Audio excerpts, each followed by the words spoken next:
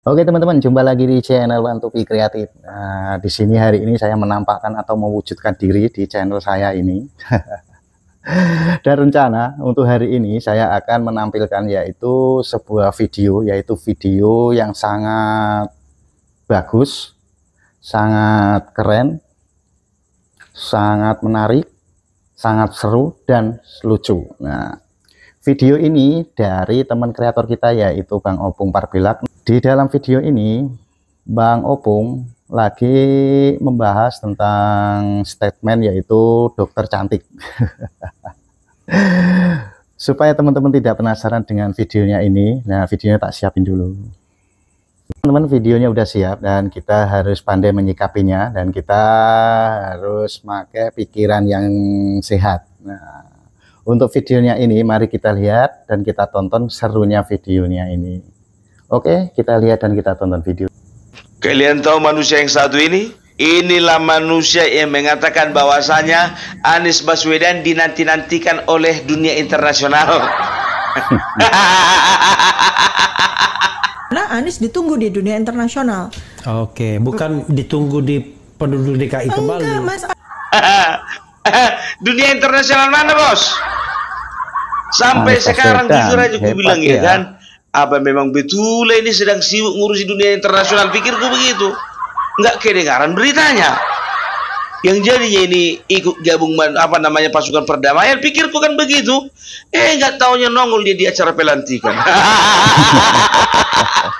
Di pelantikan Prabowo nongol dia.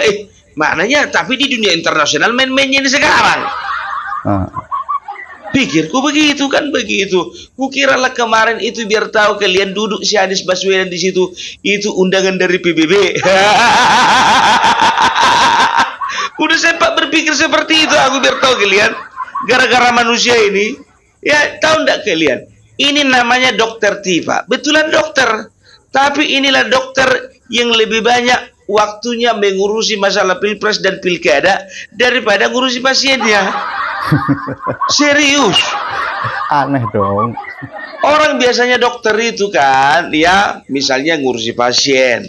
Setelah itu observasi, melakukan eksperimen, melakukan diskusi sesama teman-teman seprofesi. Pikirku begitu.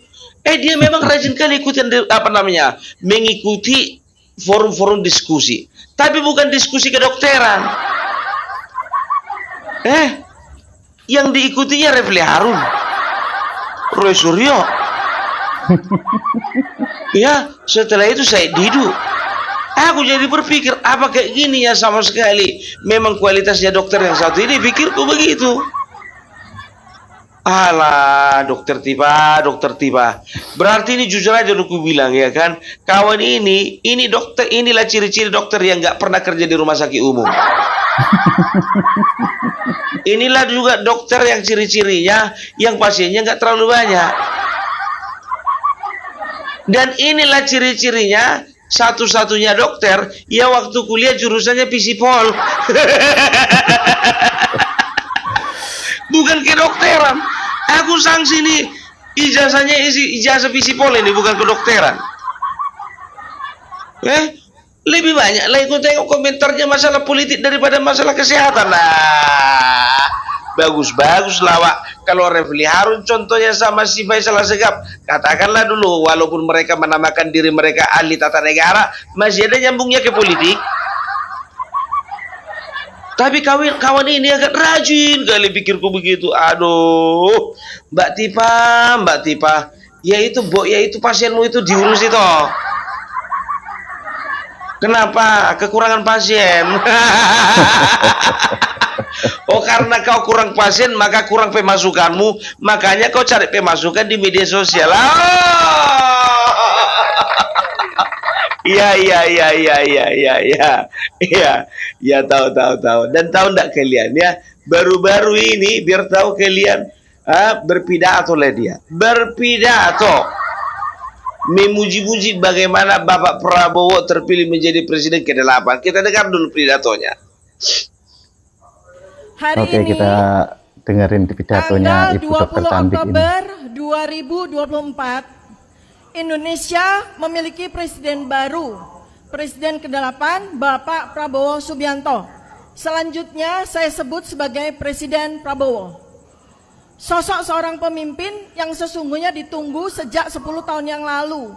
Dan kini akhirnya Allah SWT menjadikan Presiden Prabowo sebagai pemimpin bangsa Indonesia dalam 5 tahun ke depan.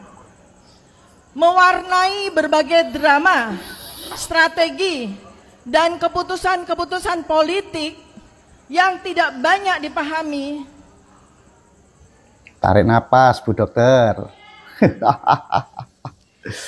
Dan karenanya menghasilkan kekecewaan karena ketidakmengertian dan berbagai pengorbanan, termasuk pertaruhan harga diri yang dilakukan untuk memuluskan jalan menuju jabatan presiden, termasuk harus tunduk selama 5 tahun berdamai dengan pemimpin zalim untuk menuju kursi presidensi. Akhirnya cita-cita Presiden Prabowo terwujud.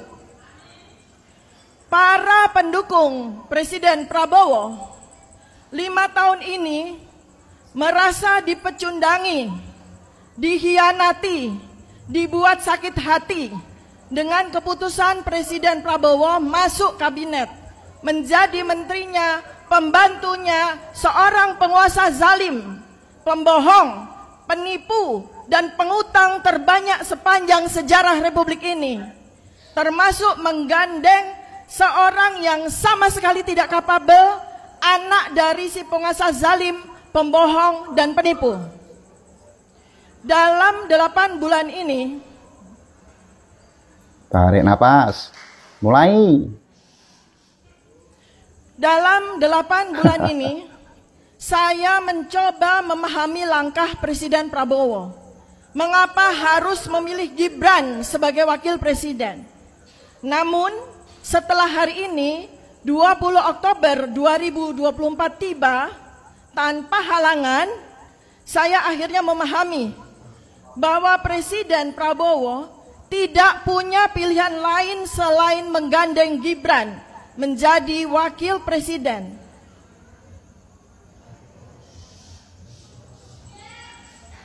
Ayo terus. Untuk memastikan dukungan penuh si penguasa zalim mengucurkan dan menggelontorkan dana kampanye dan backup pihak-pihak termasuk lembaga-lembaga terkait dengan pemilihan presiden apabila Presiden Prabowo menjadikan anaknya sebagai wakil presiden. Presiden terdahulu menjadikan anak dari presiden terdahulu sebagai wakil presiden. Ternyata Tuhan Allah SWT memiliki rencananya sendiri. Wa makaru wa makarallah berlaku dalam sebulan ini.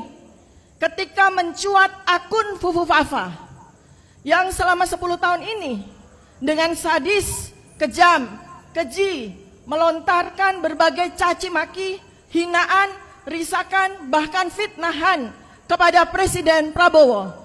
Begitu keji pemilik akun Fufu Fafa ini bahkan menyamakan Presiden Prabowo dengan binatang, binatang landak yang menggelinding, menyamakan Presiden Prabowo dengan binatang yang menggemari makanan kroto, makanan binatang.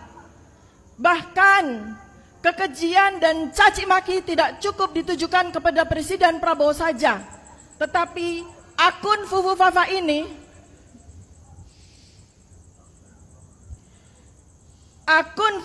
ini juga tidak henti melontarkan caci maki, hinaan dan fitnahan kepada putra tercinta Presiden Prabowo, Mas Ragowo Hedi Prasetyo Joyo Hadikusumo, seorang anak berbakti yang sangat sayang kepada ayahandanya, kepada ibundanya, yang dibesarkan sejak kecil dengan penuh penderitaan dan nestapa, tanpa kehadiran ayah yang dia sayangi dan ibu yang dia kasihi. Dia melanglang buana mencari pendidikan terbaik, memperjuangkan karir dan kehidupan terbaik. Mas Didit tidak pernah menggantungkan dirinya kepada orang tuanya, tidak pernah merepotkan ayahnya, tidak pernah menggunakan nama besar keluarganya untuk keuntungan dirinya sendiri. Mas Didit yang kini dengan karyanya yang menembus dunia internasional tumbuh menjadi seorang dewasa yang membanggakan orang tua, keluarga besar dan bangsa ini. Namun akun Fufu Fafa dengan kejinya melontarkan segala fitnahan yang biadab dan brutal kepada seseorang yang bahkan tidak punya salah apapun kepada dirinya. Kejadian akun Fufu Fafa ini menjadi ujian pertama bagi Presiden Prabowo. Iya, tepuk tangan dulu untuk manusia sampah yang satu ini. Ya, begitulah statement tiket tercantik ini. Inilah salah satu orang dengerin. ya, kalau ku bilang salah pergaulan. Selain Najwa Shihab, Mahfud MD, ini dokter juga salah pergaulan.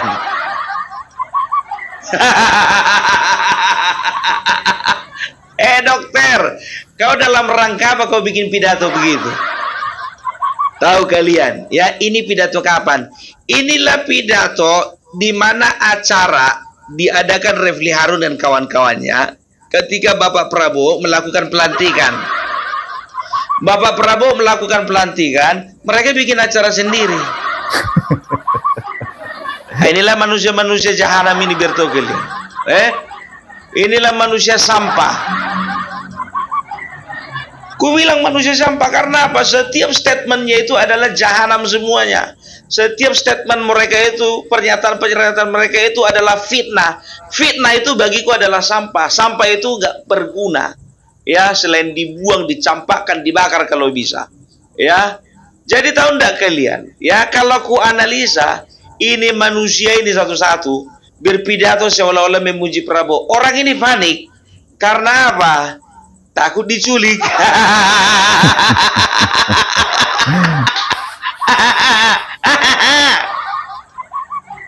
Istilahnya ya kan, istilahnya ya. Jadi ketakutan orang ini semua. Makanya ku bilang ya, dengarkan apa yang yang kukatakan beberapa waktu yang lalu di setiap kontenku. Ingat nanti, mereka tidak akan pernah menyentuh Bapak Prabowo setelah dilantik. Yang mereka sentuh hanya Gibran Raka Buming Raka. Kenyataan sekarang bagaimana mereka menyentil Gibran Raka Buming Raka ya. Kita akan bahas dulu poin per poin dari apa namanya dari yang disampaikan oleh sampah negara ini. Yang pertama katanya Bapak Prabowo terpaksa ya memilih Gibran karena apa? Karena Bapak Prabowo seolah-olah kata dia ya mengharapkan kucuran dana dari penguasa zolim. Kau kira Bapak Jenderal kami itu miskin? Nggak, level jenderal kami itu sama Faisal Assegaf, sama si apa namanya Refli Harun, Rosuryo, gabung kalian semua bisa dibeli kalian biar tahu kalian. Enak kali muncul kau itu bilang demi kucuran dana dari lembaga-lembaga. Bapak kau, bapak lembaga-lembaga, tapi kalah apa? Kau bagus-bagus kau ngomong tipe, kau nggak punya dasar. Kalau ketakutan bilang. Kalau ketakutan itu ya kau datang pergi mereka ke tempat Bapak Prabowo minta maaf. Nggak kayak gitu kau. Ngapain kau cari muka? Mau jadi apa? Mau jadi Menteri Kesehatan? Cari mukamu terlambat. Ya, itu dia yang pertama ya. Dikatakan apa? Bapak Prabowo katanya mengharapkan kucuran dana. Kalah apa? Ya, baru yang kedua dikatakan Bapak Prabowo ya merasa sakit hati. Para pendukungnya 5 tahun ini merasa sakit hati karena Bapak Prabowo dipecundangi. Dipecundangi maka matanya ini pecundangi. Sekarang begini, Bapak Prabowo itu dirangkul bukan dipecundangi, lapet. Sudah? Jadi Bapak Prabowo itu dirangkul oleh Bapak Jokowi untuk bersama-sama ya dalam rangka membangun bangsa ini. Tidak lagi diperlukan permusuhan, perdebatan ya, tapi yang diperlukan adalah sinergitas. Itu dia. Jadi Bapak Prabowo itu seperti yang kau bilang itu menghambakan diri. Rendah kali Prabowo kau bikin. Kurang ajar. Menghambakan diri kepada pemimpin yang zolim. Kau ngerti nggak mana pemimpin zolim sama mana pemimpin yang yang apa namanya, yang membangun bangsa, ya. Kalau Bapak Jokowi, dari mana kau bilang zolim? Zolim Bapak Jokowi karena kau nggak pernah diangkat jadi menteri. Bah, jadi menurutmu itu dia zolim. Bapak Jokowi zolim menurut Refli Harun yang 2 kali diberhentikan jadi komisaris. Zolim Bapak Jokowi bagi Sunarko yang kemarin sempat mau dipenjara gara-gara masalah pemilikan senjata ilegal. Zolim Bapak Jokowi karena Said Didu juga dipecat waktu pemerintahan Joko Widodo. Ya memang manusia-manusia itu harus dizolimi. Karena apa? Karena Bapak Presiden kita tahu mereka itu manusia sampah, tak berkualitas. Coba sekarang kayak si Refli Harun itu, kemarin Jokowi dikomentari, sekarang Mayor Teddy dikomentari. Pantang nggak ada mau bikin konten kawan itu, bikin malu aja kau. Bilang aja kau mau bikin konten, biar laku kontenmu itu di Refli Harun official. Lapek goreng. Ya, baru setelah itu apa? Ya, setelah itu poin berikutnya. Kawan ini seolah-olah mengingatkan bahwasanya Gibran lewat akun Fufu Fafa, ya, menjelek-jelekkan Mas Didit yang merupakan anak kandung dari Bapak Prabowo. Jadi artinya apa? Ini manusia sampah ingin membenturkan antara Gibran dan juga Mas Didit. Kau ngerti nggak? Mas Didit sama Mas Gibran itu berkawan karena apa?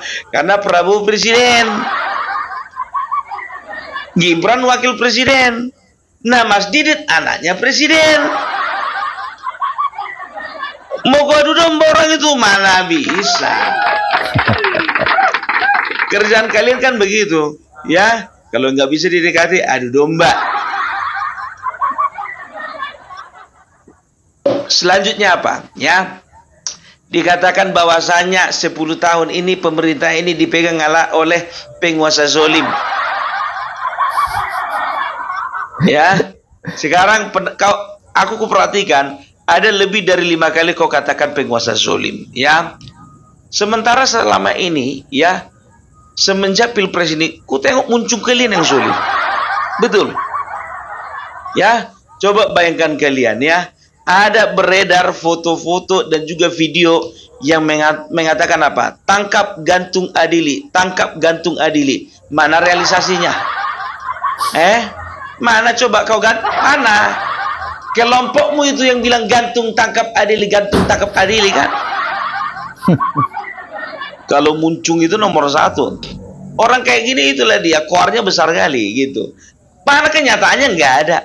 Semua aku bilang sama kalian, jangan pernah percaya lagi sama mulut-mulut busuk kayak gini. Karena apa? Karena apapun yang dikatakan mereka, satu pun nggak ada realisasinya. Ini ku beri contoh beberapa, ya. Yang pertama, ya, mereka katanya bisa membuktikan akun Fufu apa sebelum pelantikan. Mana? Mana? Roy Suryo kau kutunggu-tunggu dari kemarin mana? Muncung kau itu aja memang lebar kali, bau napas kau. Bodoh. Sampai sekarang pun nggak bisa kau buktikan. Baru yang kedua, ya, kalian katakan kita pastikan bahwasanya Gibran tidak akan dilantik. Kita desa MPR. Itu kata si muncul si Refli Harun. Sampai sekarang mana? Peserta yang hadir di forum itu, ya, merdeka, Allahu Akbar. Suka kali orang ini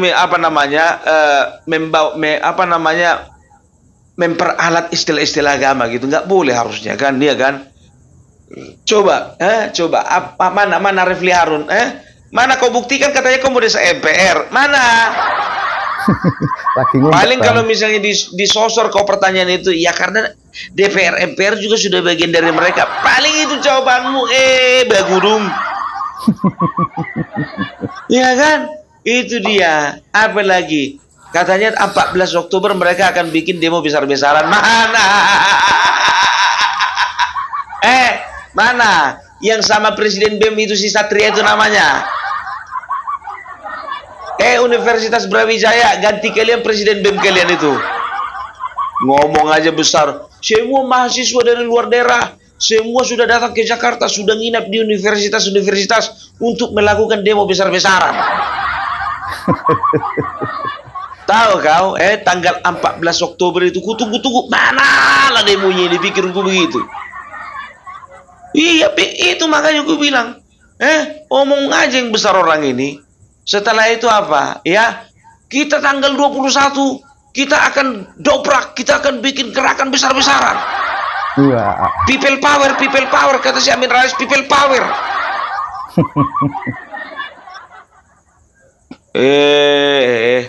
Kok bisa hidup orang-orang kayak gini ya? Aku pun heran kok bisa gitu hidup orang-orang kayak gini. Justru aku bilang, terus apa lagi? Dikasihlah rentang waktu lagi. Kita biarkan dulu Presiden Prabowo, kata si Amin Rais. Nanti 3 bulan kita minta dia untuk memecat siapa si Gibran.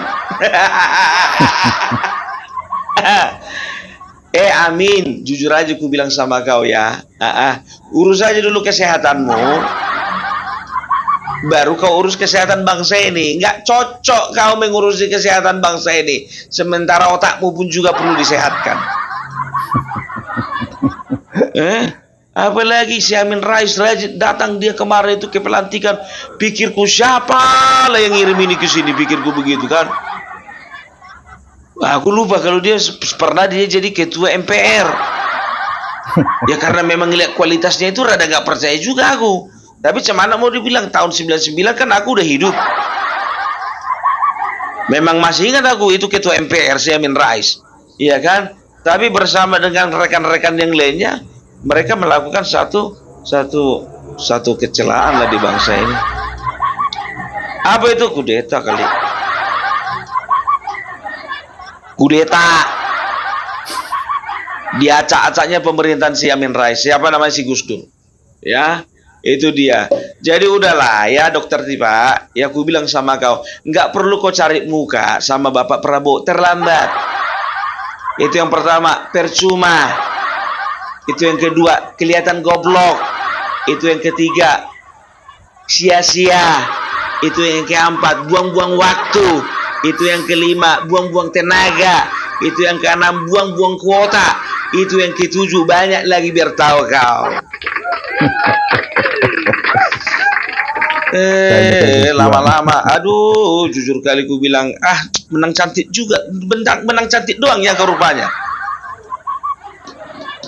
Kalau kau perhatikan kan cantik juga mama ini, pikirku begitu.